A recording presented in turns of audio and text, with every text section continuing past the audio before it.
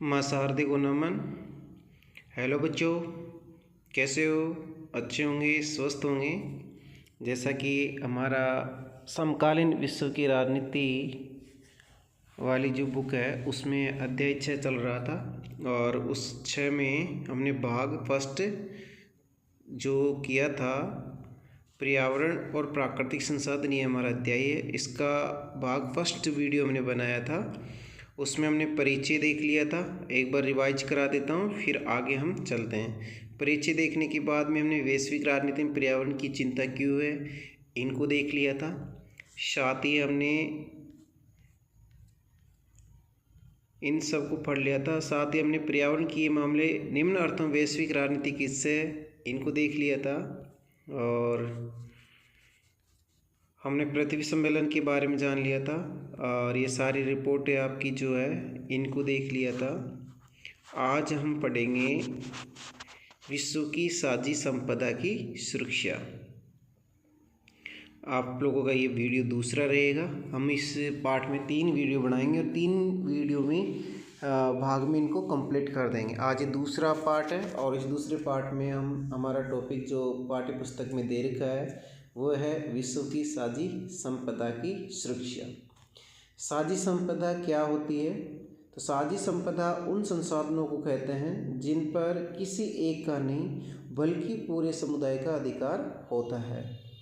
आप लोगों से परीक्षा में पूछ लिया जाए कि विश्व की साझी संपदा की सुरक्षा से क्या तात्पर्य है या विश्व की साझी संपदा क्या है, तो बच्चों आप लोगों को बताना है कि साझी संपदा उन संसाधनों को कहते हैं। साझी संपदा उन संसाधनों को कहते हैं जिन पर किसी एक का नहीं बल्कि पूरे समुदाय का अधिकार होता है। जैसे संयुक्त परिवार का हमारा चूल्हा, चारागाह हो गया, मैदान हो गया, कुआं या नदी, ये सब क्या कहलाती है? साझी संपदा के उदाहरण है।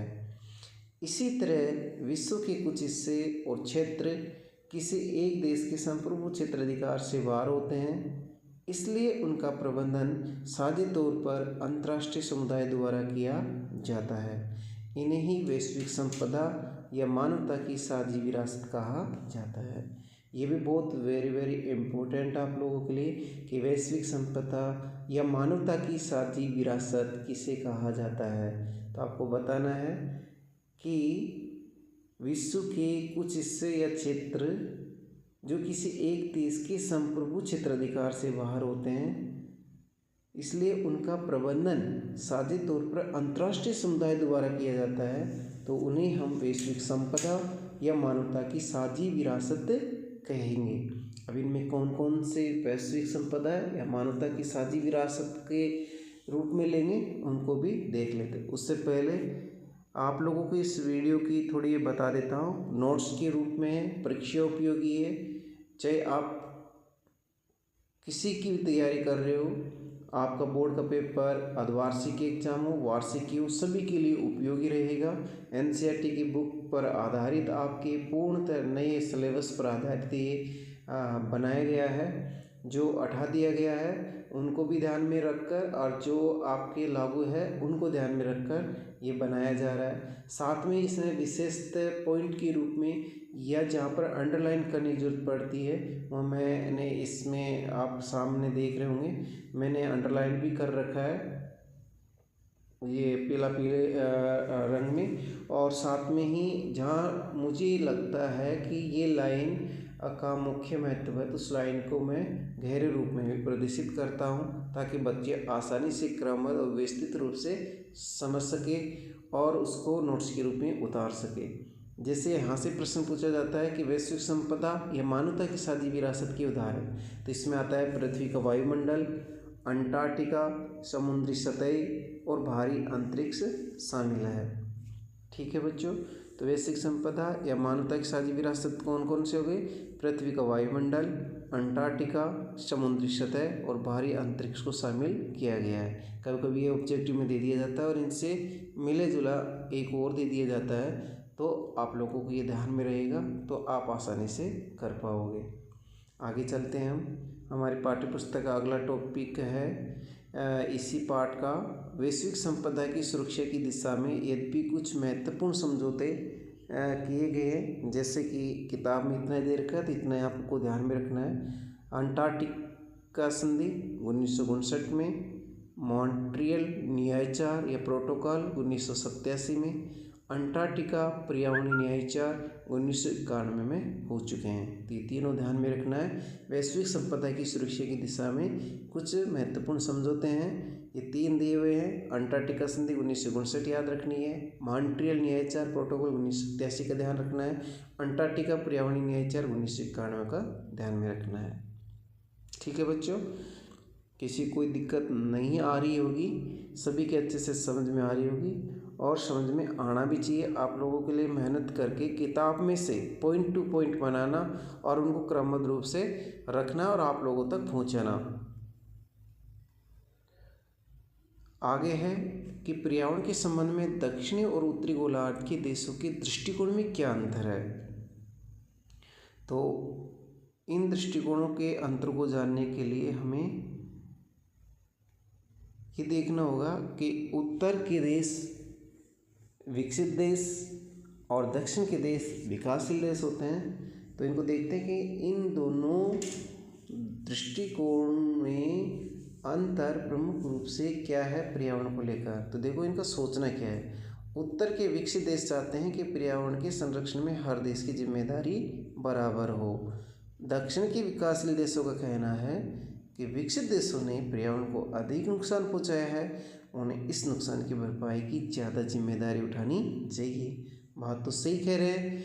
एक चाह रहा है कि अगर नुकसान हो रहा है तो सब भरो, एक चाह रहा है कि भाई नुकसान जिन्होंने ज़्यादा किया वो ज़्यादा भरे, जिन्होंने कम किया वो कम भरे। तो ये एक विशेष अंतर है। दूसरा है विकासशील देश अभी औद्योगिकरण की प्रक्रिया से गुजर रहे हैं, इसलिए उन पर वे प्रतिबंध न लगे जो विकसित देशों पर लगाए जाने हैं। ठीक है, तो ये दोनों दृष्टिकोणों से आप मूलभूत अंतर समझ सकते हो आसानी से और अच्छे तरीके से। इसी प्रकार अंतर्राष्ट्रीय पर्यावरण के कानून और जो प्रयोग और व्याख्या में विकासशील देशों की विशिष्ट ज़रूरतों को ध्यान में रखा जाना चाहिए और इन्हीं को ध्यान में रखते रखते एक नई चीज़ निकल के आती है, या हम कह सकते हैं कि नया सिद्धांत निकल के आता है, जिसे कहते हैं साझी परंतु अलग अलग जिम्मेदारियाँ। क्या कहेंगे? साझी परंतु अलग अलग जिम्मेदारियाँ। सन 1992 में हुए पृथ्वी सम्मेलन में इस तर्क को मान लिया गया। कौन सी तर्क को मान लिया गया? जो विकासशील देशों के संदर्भ में विशिष्ट ज़रूरतों को ध्यान में रखे जाने वाली बात थी, उस तर्क को मान लिया गया और इसी पर आधारित साझी परंतु अलग अलग जिम्मेदारियों का सिद्धांत दिया गया। ठीक है, तो ये आप लोगों के अच्छे से समझ में आ गया होगा बच्चों कि साझी परंतु अलग अलग जिम्मेदारियों से क्या तात्पर्य है। ठीक है, आगे चलते हैं। इसी संदर्भ में रियो घोषणा पत्र का कहना है कि धरती के पारिस्थितिक तंत्र की अखंडता और गुणवत्ता की बहाली, सुरक्षा तथा संरक्षण के लिए विभिन्न देश विश्व बंधुत्व की भावना से आपस में सहयोग करेंगे और पर्यावरण के विश्वव्यापी जो अपक्षय में विभिन्न राज्यों का योगदान अलग अलग है, इसे देखते हुए विभिन्न राज्यों की साझी परंतु अलग अलग जिम्मेदारियां होगी। विकसित देशों के समाजों का वैश्विक पर्यावरण पर दबाव ज़्यादा है और इन देशों के पास विपुल प्रौद्योगिकी एवं वित्तीय संसाधन है। इसे देखते हुए टिकाऊ विकास के अंतर्राष्ट्रीय प्रयास में विकसित देश अपनी खास जिम्मेदारी स्वीकार करते हैं। ये बात किस में कही गई? रियो घोषणा पत्र में। कब कही गई? पृथ्वी सम्मेलन या अर्थ समिट हुआ था 1992 में, तब इस घोषणा पत्र में ये बात स्वीकार की गई। ठीक है बच्चों, जलवायु के परिवर्तन से संबंधित संयुक्त राष्ट्र संघ के नियमाचार यानी UNFCCC, इसका पूरा नाम क्या है?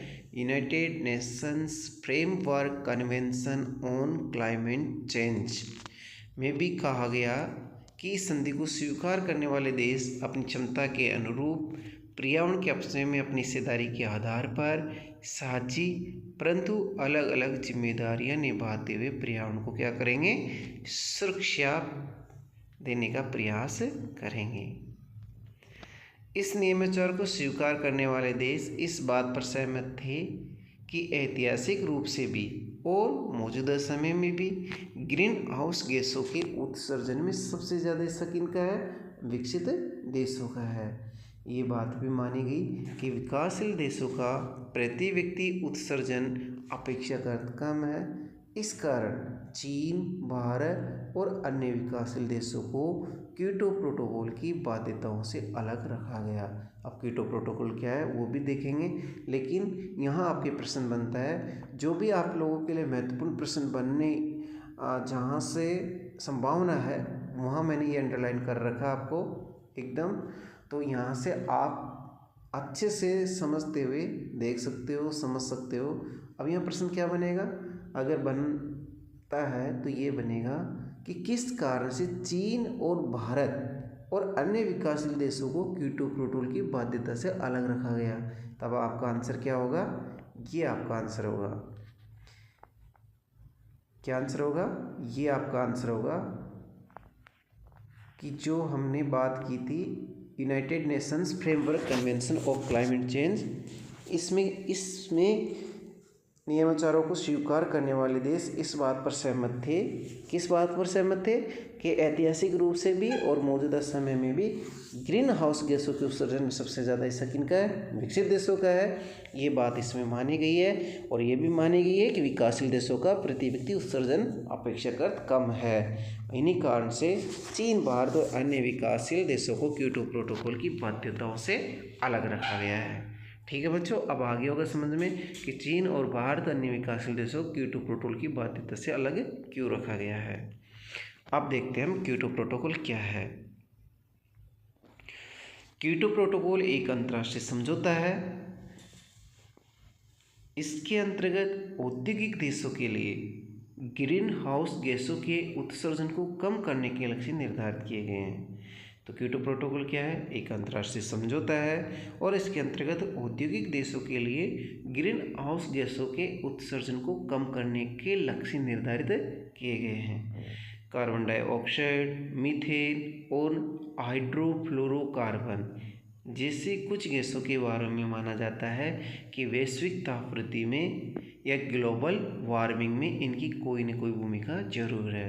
ठीक है बच्चों, तो यहाँ पर भी आपको ध्यान रखना है कि ग्लोबल वार्मिंग क्या होती है या वैश्विक तापवृद्धि से क्या समझते हो। तो आपको यही बताना है कि कार्बन डाइऑक्साइड, मीथेन, हाइड्रोफ्लोरोकार्बन जैसे कुछ गैसों की वजह से क्या होती है, तापमान में वृद्धि होती है और उसे ही हम ग्लोबल वार्मिंग या वैश्विक तापवृद्धि कहते हैं। इससे होता क्या है, विश्व का तापमान बढ़ता है और धरती के जीवन के लिए बड़ी ये प्रलयकारी साबित हो सकती है। ठीक है, तो ये आपके समझ में आ गया होगा। इन्हीं को ध्यान में रखते हुए क्योटो प्रोटोकॉल किया गया है। साथ ही आपको ये भी ध्यान में रखना है कि जापान के क्योटो नाम का एक शहर था, इसलिए वहाँ पर एक समझौता होता है, इसी वजह से इसको क्योटो प्रोटोकॉल कहा जाता है। जापान के क्योटो से 1997 में इस प्रोटोकॉल पर सहमति बनी और 1992 में इस समझौते के लिए कुछ सिद्धांत तय किए गए थे। यानी 1997 में तो इस प्रोटोकॉल पर सहमति बन गई थी, लेकिन सिद्धांत तय किए गए थे 1992 में। तो ये आपका क्योटो प्रोटोकॉल है, अच्छे से इसको उतार लो, अच्छे से याद कर लो, बहुत इंपॉर्टेंट है। क्या याद रखना है, क्योटो प्रोटोकॉल क्या है, क्योटो प्रोटोकॉल कब हुआ, कहाँ हुआ, क्यों हुआ, ये चीज़ें ध्यान में रखनी है। तो हमने ये भी जान लिया क्योटो प्रोटोकॉल क्या है, एक अंतर्राष्ट्रीय समझौता है। क्यों हुआ? क्योंकि ये औद्योगिक देशों के लिए जो ग्रीन हाउस गैसों के उत्सर्जन को कम करने के लक्ष्य को निर्धारित किए गए, इसलिए क्योटो प्रोटोकॉल को वैश्विक तापवृद्धि जो हो रही थी वो न हो, उसको रोकने के लिए कुछ सुरक्षात्मक उपाय निर्धारित किए गए। और कहाँ हुआ? जापान में हुए, क्योटो शहर में 1997 में हुआ। ये चीज़ें आपको क्योटो प्रोटोकॉल के अंतर्गत ध्यान में रखना है। अब लास्ट आज का इस वीडियो में ये टॉपिक रहता अपना साझी संपदा। साझी संपदा का अर्थ होता है ऐसी संपदा, ये संपदा लिख रहा है बेटा, थोड़ा इसको सुधार कर लेना। साझी संपदा का अर्थ होता है कि ऐसी संपदा जिस पर किसी समूह के प्रत्येक सदस्य का स्वामित्व हो।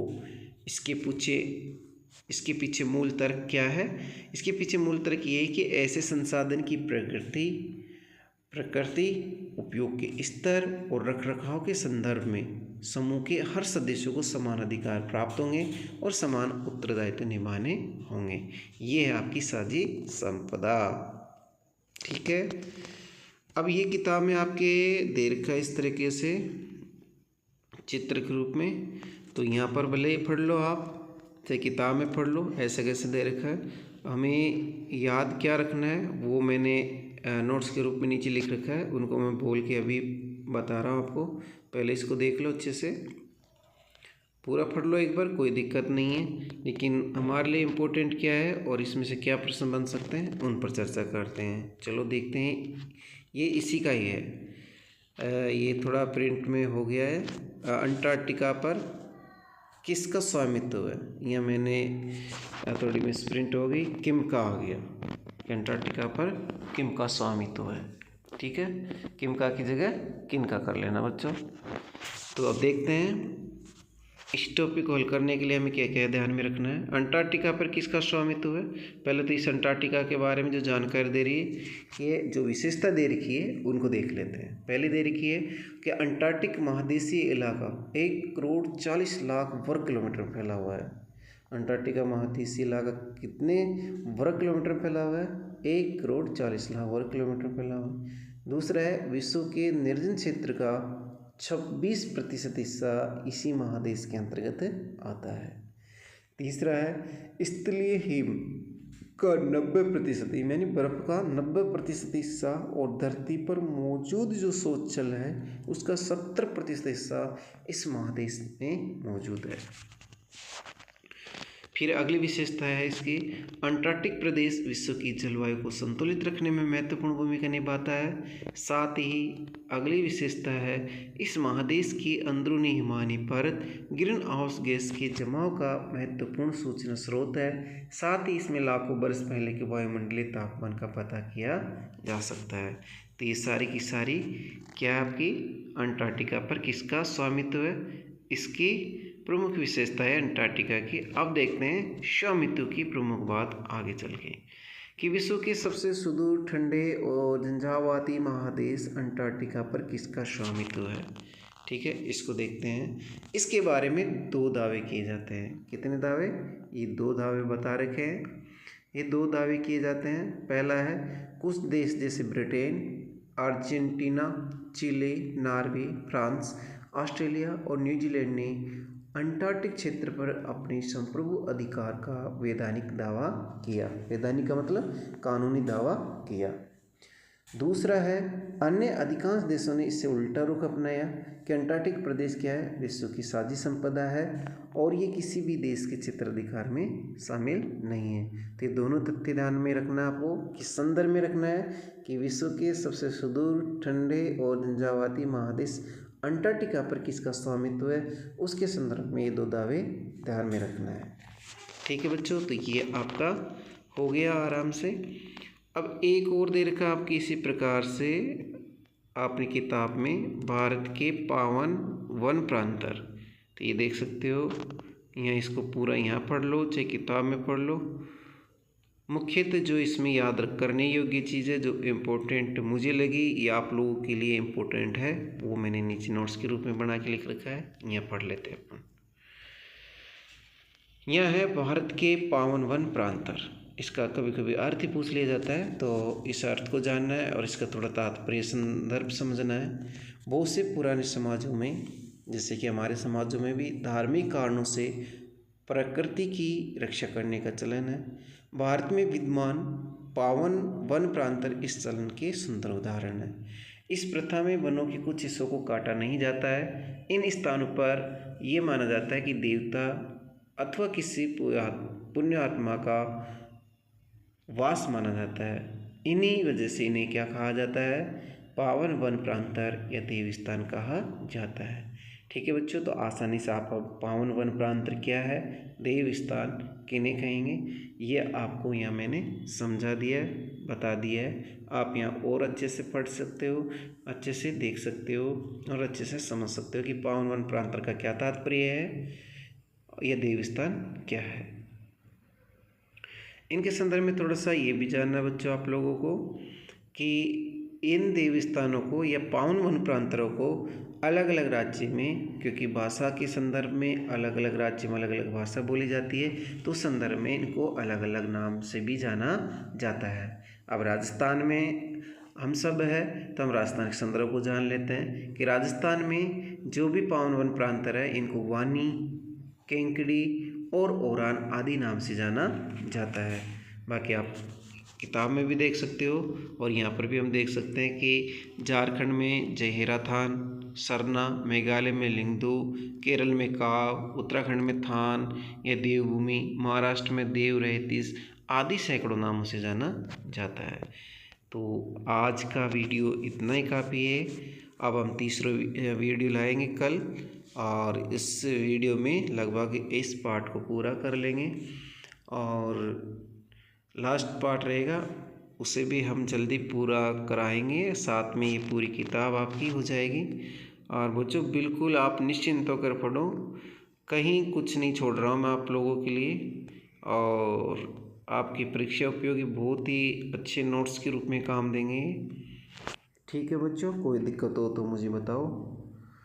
बाकी अच्छे कंटेंट बना रहा हूँ मैं आप लोगों के लिए जितना हो सकता है, और अंडरलाइन करके भी समझा रहा हूँ, और कोशिश करेंगे और भी आप लोगों के लिए। अगर ऐसा लगता है कि सर पढ़ाते जाओ बोलते जाओ तो नीचे वो पेन भी चलता रहे, तो वो भी करेंगे अगर इसमें होता है तो धीरे धीरे। बाकी मैंने इसलिए ये किया है कि बच्चे इस तरीके से मैं बोलूँ पढ़ूँ तो बच्चों को ध्यान में रहे। और वीडियो का फ़ायदा ये है बच्चों, सबसे ज़्यादा मेन बात तो ये है वीडियो की खासियत है कि आपको टाइम मिले तब तो आप तो देख लो, ठीक है, आप सुन लो, और टाइम मिले आप नोट्स उतार लो। लेकिन ये आपके उस समय भी मदद करेंगे जिस समय आप कोई काम कर रहे हो या आपकी तबीयत ख़राब हो गई हो, तो उस दौरान हमें देखना, अगर नहीं भी पढ़े और हमने अगर पहले किताब पढ़ रखी है, पहले हमने सुन रखा है, तो आप बाद में सुनने से भी आपका काम हो जाए। क्योंकि हमारे दिमाग में कुछ चीज़ें अगर पहले से देख रखी सुन रखी है, तो अगर हम उनसे सुनते हैं तो हमारे दिमाग में जो चीज़ें पहले से देखी हुई है सुनी हुई है वो पुण्य नवीनता ताज़ा हो जाती है, और वो हमें अच्छी तरीके से स्थायी रूप से याद रह जाती है। तो इसमें काफ़ी आपकी ये चीज़ें मदद करेगी, और वीडियो अच्छा और बनाने की कोशिश करेंगे। आप लोग तो बस इसको शेयर करो, बच्चों को बताओ अधिक से अधिक, चाहे वो आपके बड़े भाई हो, छोटे भाई हो, कोई भी जानकार हो, बेटा हो, बेटी हो, सबको वीडियो बताओ कि ये आपकी कक्षा 12 की राजनीति विज्ञान के सारे अध्यायों को प्लेलिस्ट में मैंने डाल रखा है। ऐसा नहीं है कि एक वीडियो छोड़ के बना दिया, मैंने सारे पार्ट का जो भी वीडियो बनाए हैं, पार्ट जैसे फर्स्ट है तो पहला पार्ट का भाग फर्स्ट, सेकंड, थर्ड, इस तरीके से बना रखे हैं, और उनको मैंने प्लेलिस्ट में बिल्कुल क्रमबद्ध रूप से वहाँ पर सेव कर रखे हैं। तो आप वहाँ जाके सारे पार्ट को देख सकते हो, पढ़ सकते हो क्रमबद्ध रूप से। जो भी आपको जिस पार्ट में दिक्कत आ रही हो उसको वहाँ आप पढ़ सकते हो, सुन सकते हो। ठीक है बच्चों, तो आज हमारा इतना ही है, बाकी जो रह गया उसको कल कंप्लीट करेंगे। तब तक के लिए जय हिंद, जय भारत।